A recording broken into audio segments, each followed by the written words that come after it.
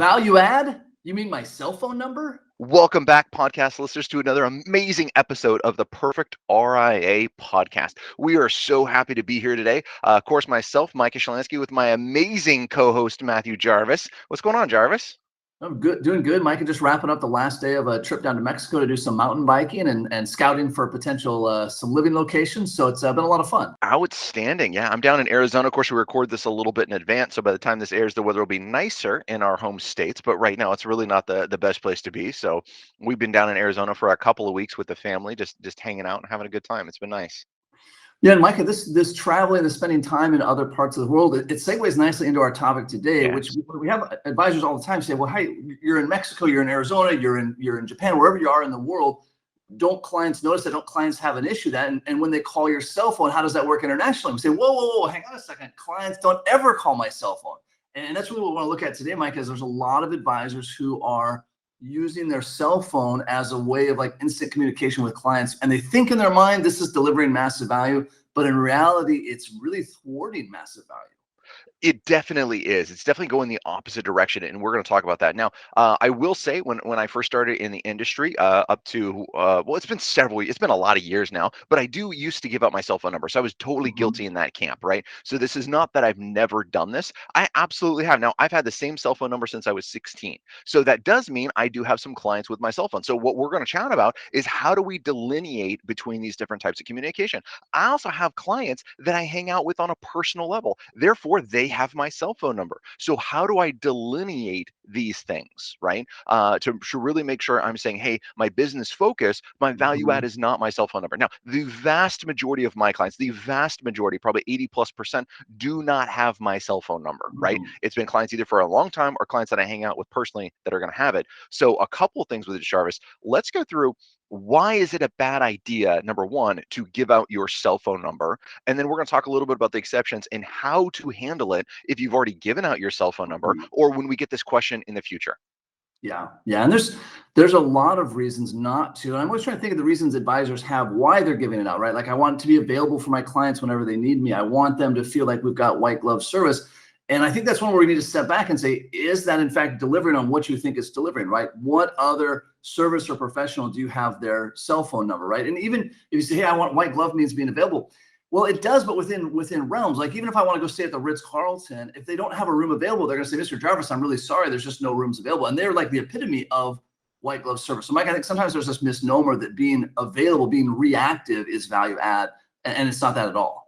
Well, let's also take it from the appointment setting perspective, right? Because we could put this in a couple things. Is one, my cell phone availability, and two, how far out on your calendar do you book or how far out are you available, right? If I called a specialist and medical wise, if I called a specialist and I needed to go see them right away, and the receptionist was like, yeah, calendar's wide open. Why don't you come in today? Nobody else is here.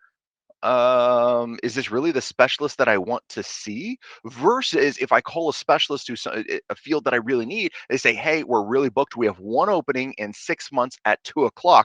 I'll take it. And now I am really committed to being to that one opening. And we all know this because we all have clients that do this. We all have elderly clients that are like, hey, I took me 6 months to get this doctor's appointment. I'm going to show up and make it, right? This is the same aspect. It's a little bit of that red velvet rope. So number one, it's a marketing appeal that's going to be there. Number two, it's a client service level. And Jarvis, I really preach on this one because I actually am going to get on not the camp of saying it's a value add. I'm going to say you're doing a disservice to your clients by giving out your cell phone number. And here's the example that I give my clients. It's saying, look, if they only want to talk to me, here's the issue with that. Every day that I'm in the office, I'm in client meetings. I'm doing 7 to 8 meetings a day. That means I'm back to back from 7 a.m. to 5 p.m. I am in meetings pretty much all day long.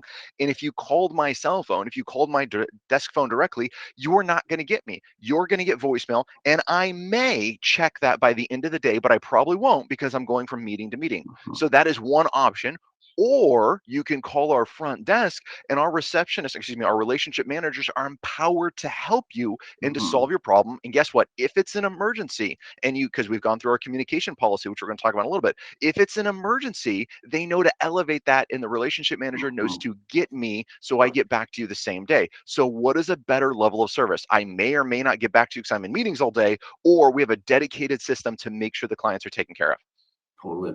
Well, Mike, in my mind, this falls along the same lines as surge meetings, right? And we've talked and preached about the importance of time blocking, the importance of deep work. If clients have your cell phone number or your desktop number, whichever that is, every time that phone rings, you've got to look at that and then decide, do I answer this call? Is this call important enough? This, by the way, is the same as your receptionist answering or your relationship manager answering and saying, let me see if Micah is available to talk to you, which is code for, let me see if you're important enough to talk to Micah. So it's too easy to make mistakes when people can get right through to you. Same with scheduling, right? Like and Micah, you and I have talked about this. If I say, you know what, I'll put this on the calendar, it's not a big deal. I am weak on that and I'll fudge the rules and so forth. So part of this is just, you've got to have a system for success. And again, acknowledging that having people be able to call through to your cell phone is not massive value. Amen. Now, let's go ahead and talk about this, because I guess let's step back. Let's talk about our communication policy, right? So if clients can't call your cell phone, then what is the communication policy? And this is what I explain to clients. I'm not going to go through the whole details. I'm just going to hit the highlights on this for the podcast, is saying, our communication policy is really based on 3 tiers. Number 1, we have a 911 emergency event.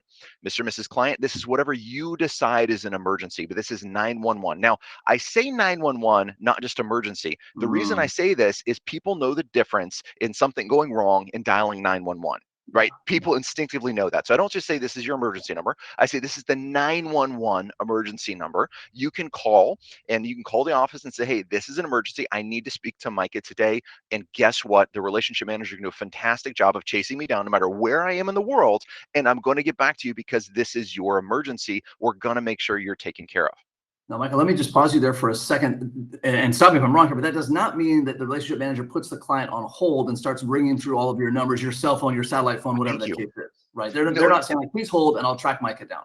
Yeah, exactly, right? So the way this would go, a client would call in and say, hey, it's an emergency. I need to speak to Micah. Okay, thank you so much. He is presently engaged in helping another client. Let me get a good number to reach you at, right? Because even though we have their information, we're going to make sure what's a good number to reach at, what's a couple of good times Micah can reach you at today, right? If they have my calendar, especially if I'm traveling or something, hey, Micah's on an airplane. He doesn't land till X o'clock. Sometimes it's like 7 o'clock at night. But if somebody died, Micah doesn't land till 7 o'clock at night. Can he call you then, or can he call you in the morning, right? We're going to set the RM is going to set these expectations with the client, so the client's not on pins and needles expecting me to call them back in 30 seconds. Yeah, or you're playing phone tag all day.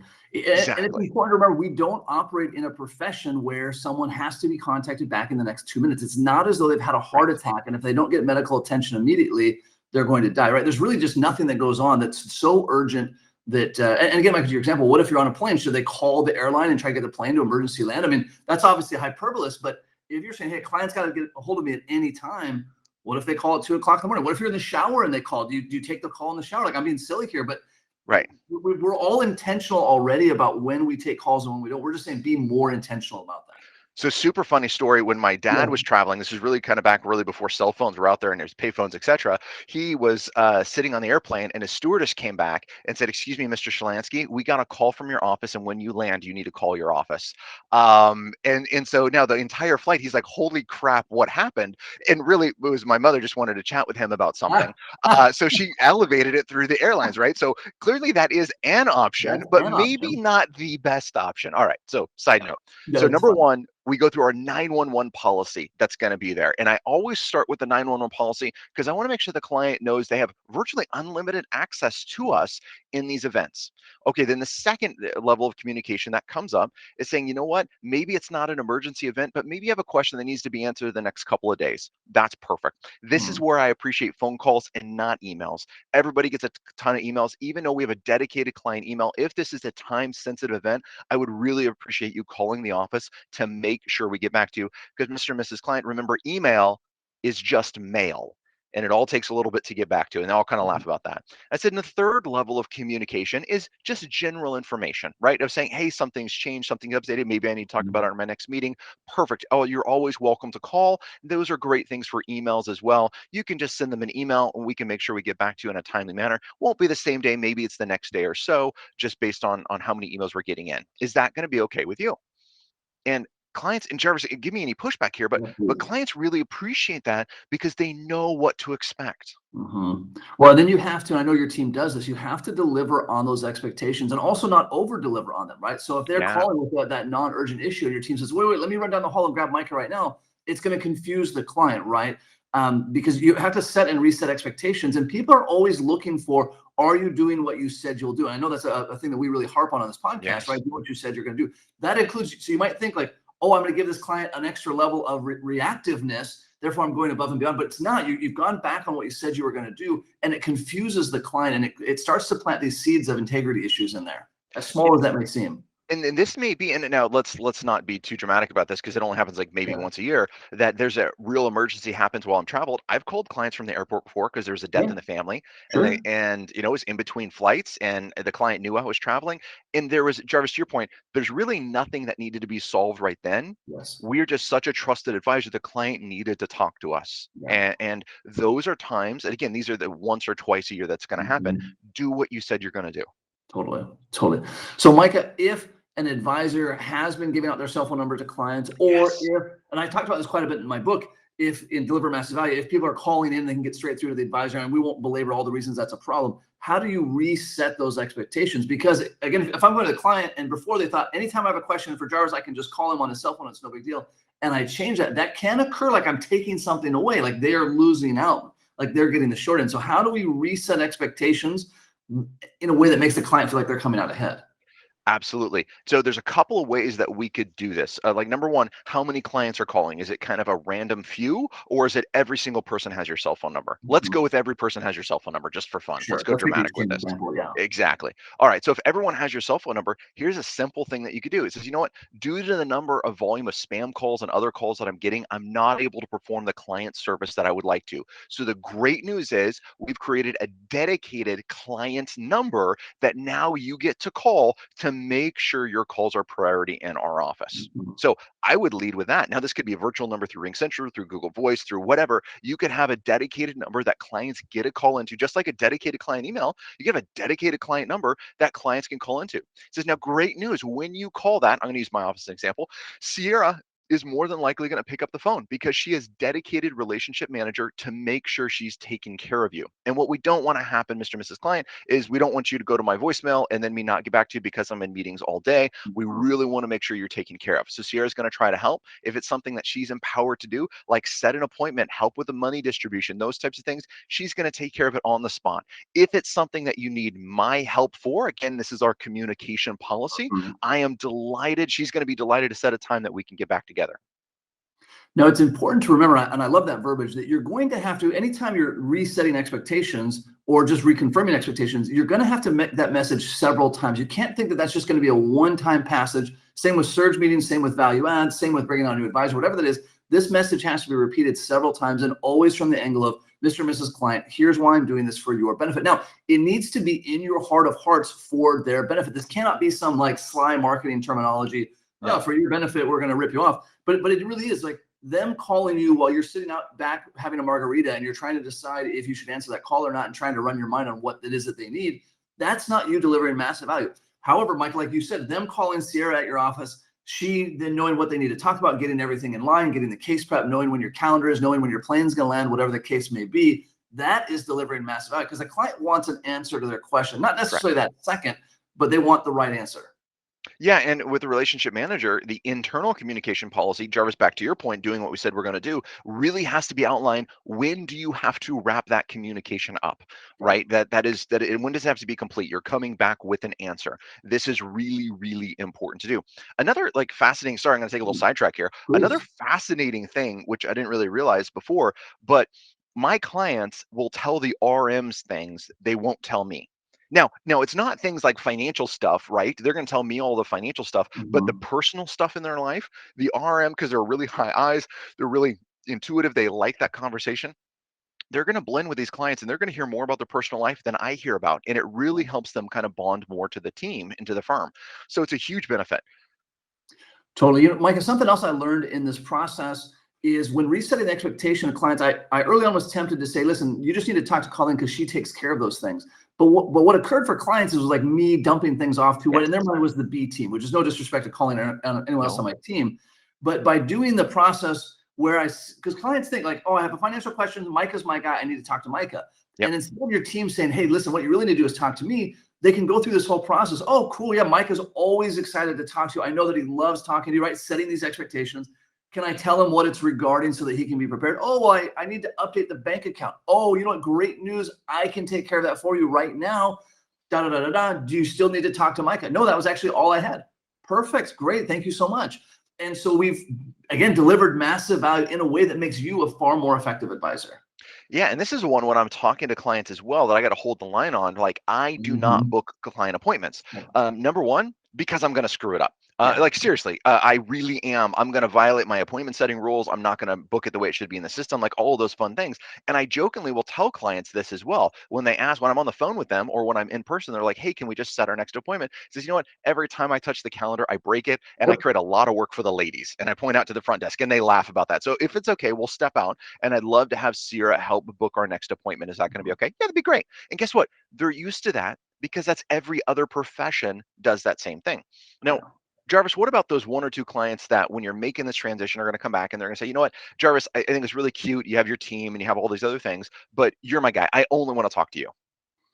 Yeah, and one, I think that's very rare. So in our minds, our head trash says that's every client, and this is going to be a deal breaker for them, and they're going to quit. But I that's been very rare for me. I use the same terminology that you do, but Mike, I force the issue by if you're going to stop using your cell phone, there's a couple ways to do it. But one, if it's only a couple clients, I'm just not going to answer client calls. If a client calls my cell phone, I will not answer the call. You can go as far as updating your voicemail on your cell phone and say, hey, listen, if you're a client, please call our dedicated client line. Everyone else leave a message. But that's one thing I just have to have a forcing mechanism. So like you said, I have a couple of clients that have my cell phone. Unless I know because we were coordinating some personal adventure that's why they're calling, it always goes to voicemail because I need a forcing mechanism for that. Yeah, and actually, Universal will test this out. It was the end of Yes. last year at a buddy who's a client. He texted me a Bitcoin question, and I just completely ignored it.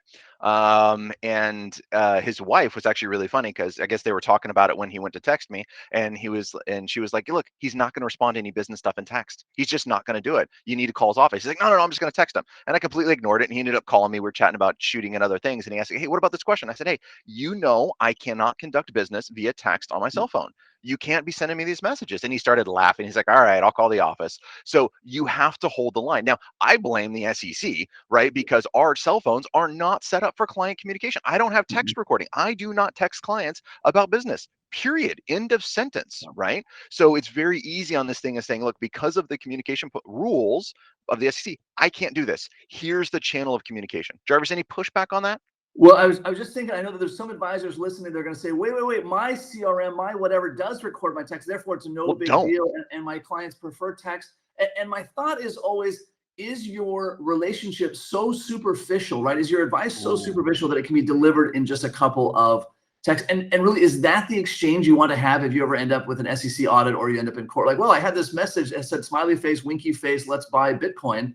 What does that mean? Like, that's not what I want to be talking about in court. And so, Yeah. I would add another logistics thing. If you have if you have your cell phone as really like your only office number, an advisor we've worked with, that was her only office number was her cell phone. In that case, that's where you need to port over your number. You need to get a new Yes. personal cell phone. That is now your office number, and you can let your friends know that you've changed that. So it's got to be a really hard line in the sand. Either, Mike, to your point, you're either not responding to any business messages or calls from your cell phone, or you're porting over the number. You're getting a new cell phone. And for our solo advisors out there, and by the way, there's some rock star solo advisors that are part of our program, which are pretty amazing. Oh yeah. And at no point in time should you have your cell phone number out there, and your entire phone system should be a VoIP in some nature, right? Whether Mhm. it's Ring Central, Google Voice, where you can pre-program what all the communication rules are inside of that system, so you are not making a choice to answer the phone or not. These are the hours it's open. These are how it works. This is the system that's going to be there. Just like we have a calendar system, you have to automate this. Otherwise, well, just myself as the advisor, I would violate that, right? If I look down and I see the phone's flashing and I see it's a client, I'm going to pick up that phone, right? I would totally violate my own rule. And I know that. So I Yeah. have to set up a policy that's going to help me deliver more value to the client. Micah, that's especially true when you're doing a task that you don't really want to be doing, and it's like, oh, good, Oh, I can play Office, right? I don't need to do this like thing I really need to get to. Like, I can play Office and I can talk to this client. Like, what a fun distraction, right? So we have to understand, and I don't know if it's specific to advisor personality types, but we're super guilty of like, ooh, a shiny object. Let's do that. And phone calls in are very shiny objects. I love it. This is going to be the same thing when we're talking about phone calls coming in this nature. This is almost the same thing as email, though, isn't it? Mm-hmm, mm-hmm. It is, right? You've got to have a system, and it's something that, and we, at least once a year in our client newsletter, we reemphasize what is our communication policy in a way that's beneficial to clients, right? So when you have an email, send it to our dedicated client email account. Someone from our team will get back to you that same day or the next day if it's later in the day. And then here's kind of the process that we'll go through. And by the way, if we need to meet together, then we're just going to give you a link to our calendar so we can get that meeting set up. And there's a lot of email, something I think a lot of advisors make mistakes about. Mike, we could do entire episodes on this, right? Like, you never respond to a client via email who's frustrated. Like, oh, my whatever got messed up. That is a phone call. That's never an email back. There's also never more than, Micah, 2 or 3 emails back and forth with a client if they can't understand an issue. You need to get on the phone and just say, hey, let's just get on the phone real quick. Let's get this straightened out. Let's not keep sending emails back and forth about whatever issue you're having. You know, this is really important with the team. Now, we have a great team, right? So I don't want to pick on them too much, but just looking at our own failures, I'll say a couple of things. Number one is on the same day email responses, right? We had in our office saying, hey, we want to respond to clients the same day when they're going to email in, if they email in the morning, right? Within 24 hours. And the response was going back to a client saying, hey, we got your email. We'll get back to you soon. And I was like, holy, now it took me forever because I didn't inspect it. I didn't look at it. We chatted about it, but I didn't look at these emails before they're going out. So I went back and looked at it. Was, oh yeah, my hands on my head. I'm like, oh my gosh, you've got to be kidding me. But this was the email. So it's like, okay, great opportunity. I failed as a leader to communicate what needs to happen. And we talked about how that was just a horrible thing. It's like telling a client you're unavailable. You're not important enough for us to get back to you. And we'll get back to you soon at some undefined time. So clients are getting irritated that their email wasn't responded to in 30 seconds. Yes, that's hyperbole, but you get the concept that's there. So I'm going to say that's one thing we had to be super clear in that communication. What gets communicated and how do we set adequate time expectations? And then the other thing you have to watch for too is sometimes the team will get so busy in work that email is an easy answer versus a phone call. They don't want to, especially ops people, right? They have a tendency, they don't like talking to people. And so you really got to be reiterating that with your team. You got to be inspecting these things. You got to be talking with them about the importance and the value of the phone calls, delivering that higher level of service. Yeah, Micah, I would add, as you touched on this briefly, but each email correspondence needs to deliver massive value. So that example of we'll get back to you soon, that delivers no value. You're not setting expectation. There's no value there, right? A better email could be like, hey, really glad to see your email about whatever the subject is. I'm doing some research on that. I will email you tomorrow morning before noon, if that's okay with you, right? And that's just a little bit of a teaser. And it even goes to think, if the client has a question about, like, how do I do a credit freeze, right? So you can give them a couple of things, but then take a second to include a link to a good article on that, a couple of copy and paste things. Don't just say, hey, you should Google it. Like, Google credit freeze and you'll be good. That's not massive value. Boy, I didn't even think about that. I would go nuts if one of our team members told a client to Google something, right? This is not, this is not an acceptable answer.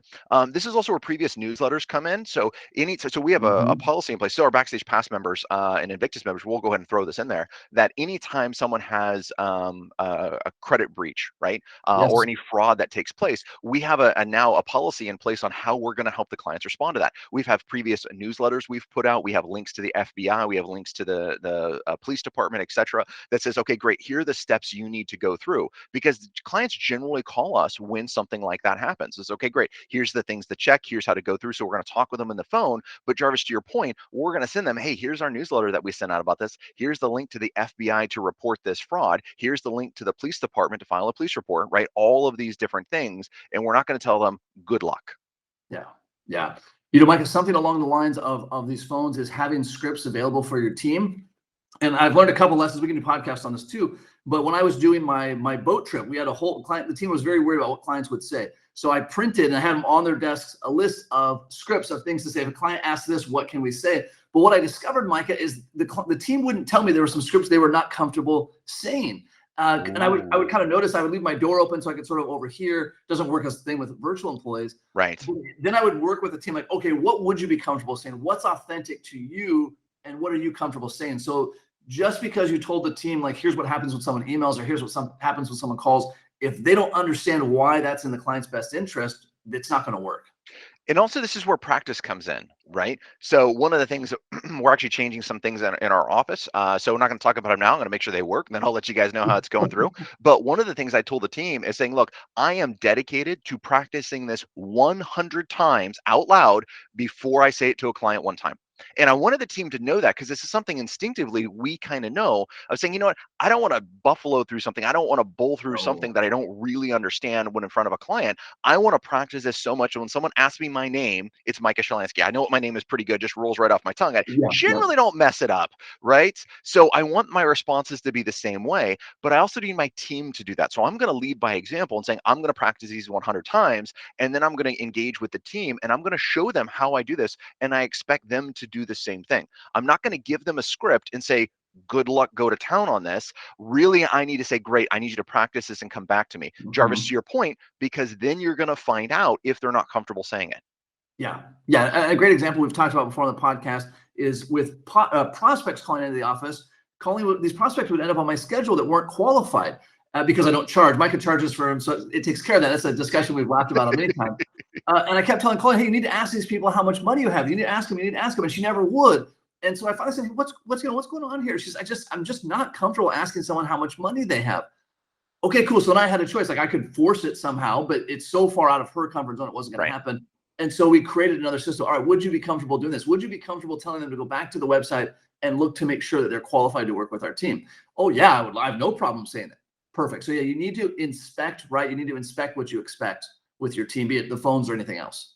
If you're going to force your team to do things that are uncomfortable, do not expect to do massive value. Now, there's a line here, right? Yes, there is. We're definitely going to push our team, but before it goes client facing, I want them to be comfortable with it. So I'm okay if they're uncomfortable in kind of the back office sense. We're pushing through things, we're trying new things out, Mhm. trying new scripts. That's okay. But by the time it goes client facing, they need to be as comfortable with it as they can be. Otherwise, it's not going to add value. To the point with Colleen, who's a rock star, right? She's Yeah. great. I love hanging out with her. She does some phenomenal things. Oh yeah, But yeah. again, we all have these things we're not going to do. And if you make that team member do it, it's not going to turn out the way you want. Yeah, and Micah, something that's really helpful there, we're kind of getting onto this sidebar, but it's a fun one, is to have your team member talk to Rockstar team members on other teams. This is why we Yes. routinely have Colleen from my office, Victoria from yours, do Invictus calls and calls for our members and webinars so that other team members can talk about, all right, what do you really say? Like, what really happens when someone calls and asks for Micah and says it's super important and they're angry? And they can say like, oh, wow, that does happen and here's how it looks. And so that's one. I know, Micah, our team members have learned a lot from each other Oh, and yeah. from other advisors. Like, okay, how do you do this? How do you give them a Calendly link instead of walking through your calendar? How do you deal with when they say, hey, I can only meet them on Friday, and Matt never does the meetings on Friday? And you know what? It's just so great when I hear from my office that Colleen needs to call our office to figure out how we do something. I got to say, dear diary, no, I'm just kidding. Hey, diary. It is Right. so great to have our teams because Jarvis, I mean, since we met in 2017, we've really upped our game because we get to see great the insights of your practice, which is phenomenal. And now we get to say, great, how do we incorporate these things? How do we use these in our office, etc. I love it, Micah. I love it. Well, this podcast, like everything we do, is all about taking action. In fact, Micah, I was at a conference recently and I sat through several sessions and I was so disappointed they didn't end with action. Like they're like, "Ah, blah, blah, blah, blah, blah," and then just sort of like this awkward silence. Like, I guess we're done. I was like, well, what am I supposed to do? So this podcast is about action. And Michael, let's talk about action items specific to your communication policy and your cell phone per our conversation. Well, perfect. With your cell phone, take it out right now. Go to Apple Podcasts and give us 5 stars. So yeah, if you like the podcast, help share this, right? This really, we have these huge growth goals for this year, which we're crushing so far, which is amazing. But it's growth and getting the message out. So seriously, your help with that is appreciative. All right. So in action item number 1, create your communication policy. Now, if you do not have a written communication policy, and what I mean by that, can you open up on your computer right now and see your communication policy? And can you ask your RM to show you Mhm, the communication policy? Because often what I'll do with my team, Jarvis, is when I want to see a policy, I don't go look for it. I go mhm. ask my team for the policy. Why? Okay, sure, I don't want to look for it. But 2, I want to see what they're looking at. Because if I pull up an old document, if I pull up something else and they're going off something else, it doesn't help. So number 1, create that communication policy or have your RM pull it up and go through it. And is it clear on the client side? And is it clear on the internal side? What is going to happen? Yeah, and I'm glad you highlighted it. There's almost two versions of it, right? There's the internal one, like here's when it's okay to call Micah's cell phone. Here's how we schedule things. Here's these different levels. And then externally, that external policy is really one that's in your client newsletter on a regular basis or in your client Yes. communication. Like, here's just a quick reminder. We really love hearing from you. Da da da da. Action item number 2. Hopefully, there's some of you listening saying, "You're right. I'm going to give up my cell phone number, whatever the case may be." Mike, as you mentioned earlier, the universe or whatever higher power you believe in will test this out. Same with client minimums. Like as soon as you say, I will not take any more calls from my cell phone, 10 clients are going to call your cell phone. How they got your number, I don't even know, but they're going to call your cell phone. Yep. So you've got to really be committed. Like from this day forward, I will, and it has to be really ultimatums. It can't be like, well, I'll use better discretion. It just has to be like, I will never take a client call from my cell phone ever. End of story, no matter what. Yep. And you've got to be ready for that to be tested. And you got to practice that, right? Because when that client calls that cell phone, you need a better answer than just answering their question. You need to figure it out. You know what? I'm not in front of my office right now. I apologize. You caught me out on my personal cell phone. Let's schedule a time to get back. Let me have Victoria give you a call. We can set a time to go through this, right? You need to have something you're going to say when they call. Sorry, Jarvis, didn't mean to jump in there. You're spot on. You're spot on. And this just becomes your policy. For example, my cell phone number, I will only ever answer calls for people that I want to talk to. I will not answer any number that doesn't come on my caller ID. I won't answer Micah's calls. No, I will answer actually, he just calls me back. I'm like, it's so rude. Yeah, so you got it. The universe is going to test you, whatever it is. Absolutely. Perfect. You need to tell your clients, and I just want to reiterate this one again, Jarvis. I know you already said this, but you need to tell your clients multiple times about your new communication policy. You need to have it on your agenda during your next surge meeting, what your communication policy is. You need to put it in your emails. You need to remind clients when this comes up. This is great news. This is how our communication policy works to deliver massive value for you. Again, I'm always positioning this because in my heart of hearts, I believe this is more value to my clients, especially as I grow, because I see it. I'm blessed to be on the other side of this. I get to see that my team is empowered to help clients, and clients are happy when they get helped. The other place to bring this up, Micah, not to beat up on it too much, but you really just don't want to ever miss opportunities to reset and reaffirm expectations. I do this at the end of client meetings as we're getting ready to leave. Say, hey, listen, I'll look forward to seeing you again in October, whatever the next surge cycle is, if something comes up between now and then. And by the way, I tell Murphy's Law is that when you get home, you'll think of that one thing you meant to ask me. Feel free to email clients at Jarvis Financial. The team will make sure that gets taken care of. If it's urgent, feel free to call the office, right? We're always glad to hear from you. If it's not urgent, just let the team know and we'll put it on our agenda for the next meeting. And so really, again, I'm positioning. I'm not saying, hey, don't talk to me, don't bother me, leave me alone. I'm saying, hey, listen, this is what's going to happen inevitably. Here's how we're going to handle it together. But Jarvis, it's so it's so brilliant because here's what happens. Clients know you're busy. They don't want to bother you, so they don't want to ask questions. We give them an outlet for it. Just like you said, hey, if it's something you want in the next agenda, just shoot us an email at the client's only account and just say, hey, can you add this to our agenda? And guess what? We have it in our CRM, a special place for client questions. It gets printed out.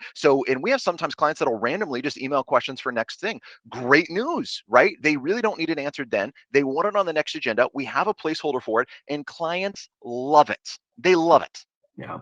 And so this isn't a takeaway, right? So you think, if I take away my cell phone, that's a takeaway. That's doing a disservice. I'm not discounting. Maybe I should lower my fees. Like this whole, I'm going to become homeless if I do this, right? This whole cascading thought. But the reality is, every time we've seen this happen, Micah, the advisor is able to deliver more value. Their clients are happier. Yes, you'll have one or maybe two clients who push back on this, and they may not just be a good fit. And we'll talk about that they might be a candidate for graduation. But this is a way to deliver more value in a way that's not reactive. Yeah, maybe that's our next pod, because I did have a couple clients that pushed back and I had to have some real heart-to-hearts with them and going through it. Well, good. We better make a note in our podcast file. We always say like, hey, next time we'll talk about this. And that never happens. So, well, everyone, thank you so much for listening. If you have questions or concerns yourself, feel free to email them to lifestyle@theperfectria.com. And we would love to add them to a future podcast topic. Well, next time, happy planning. Happy planning.